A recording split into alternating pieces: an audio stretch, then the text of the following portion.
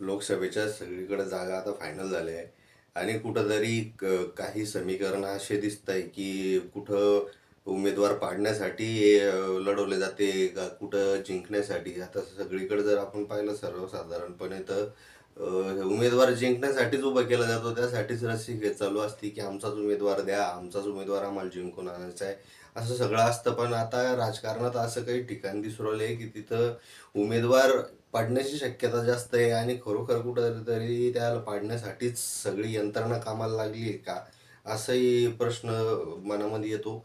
आता अशा कोणत्या जागा आहे आणि त्याच्यामध्ये सगळ्यात मोठी जागा म्हणजे सगळ्यात मोठं नाव आपल्याला सांगता येईल की पंकजाताई मुंडे. आता पंकजाताई मुंडे यांना तिकीट भेटलं, ते भेटणार होतं की नव्हतं भेटणार याच्यामध्ये बराच काळ गेला, पण त्यांना शेवटी तिकीट भेटलं.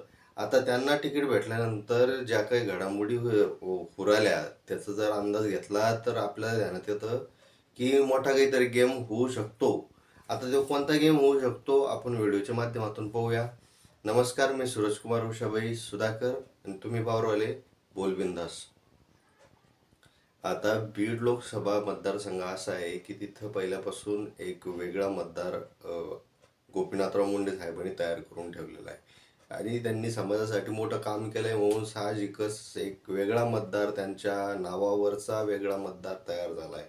आता गेल्या काही दिवसांपासून किंवा वर्षांपासून त्यांचा जो पुतण्या होता तो गेला होता राष्ट्रवादीत. आता राष्ट्रवादीतून पुन्हा फुटून वेगळ्या राष्ट्रवादीत गेला, म्हणजे अजित पवार गटात गेला. आता ही जी गोष्ट आहे ती नक्कीच शरद पवारांना लागणारी आहे आणि बीडचा जर खासदार हा आपला झाला तर एक राज्यात वेगळा मेसेज जाऊ शकतो, म्हणून जे राष्ट्रवादीचे नेते आहेत, शरद पवार गटाचे नेते आहेत, ते सगळं काम करू आले.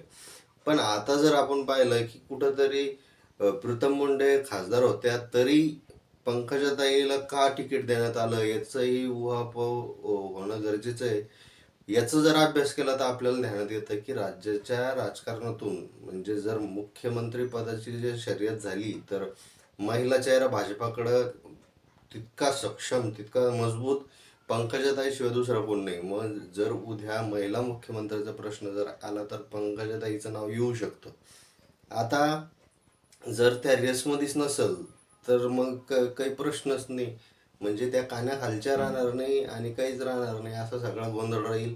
म्हणून त्यांना एकदाच राज्यातून काढून दिलं आणि देशात पाठवलं देशाच्या राजकारणात, तर राज्यात काहीच आपल्याला पाहायचं काम राहणार नाही, असा एक दृष्टिकोन असू शकतो का काही नेत्यांचा, असंही बोललं जात आहे. पण तो विषय समजा वेगळा आहे, त्याच्यावर आपण वेगळा व्हिडिओ बनवू. पण आता सध्या बीडच्या राजकारणात मराठा आणि ओबीसी हे जे दोन समीकरण आहेत ते लय पेटणार आहे असं दिसतंय.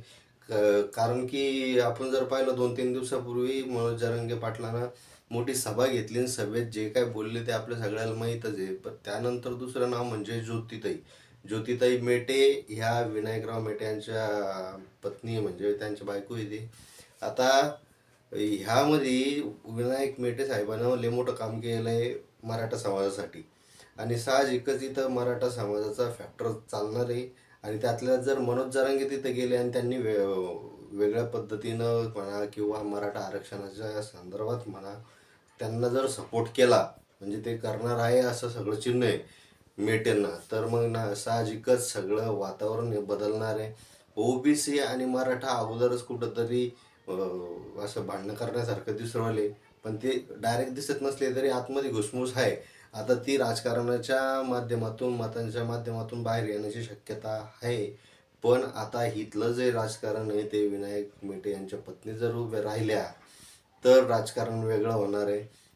दुसरीकडे सोनवणेला जरी तिकीट भेटलं तरी पण तेच होणार आहे, कारण मेटे यांचा पाठिंबा राष्ट्रवादीलाच आहे. त्यातल्या त्यात आपण पहिल्यापासून ऐकू राहिलो की कुठंतरी भाजपाच्या विरोधात मानसिकता जरांगे पाटलाची आहे, कारण ते काहीच करेना मराठा आरक्षणासाठी, असं त्यांचं म्हणणं आहे. म्हणून कुठंतरी भाजपाचाच असा एक गेम होता का किंवा दुसऱ्या कोणाचा गेम होता का की इथं मराठा ओबीसीचं काहीतरी वेगळं फॅक्टर चालवायचं आणि पंकजाताईला कुठंतरी अडचणीत आणायचं.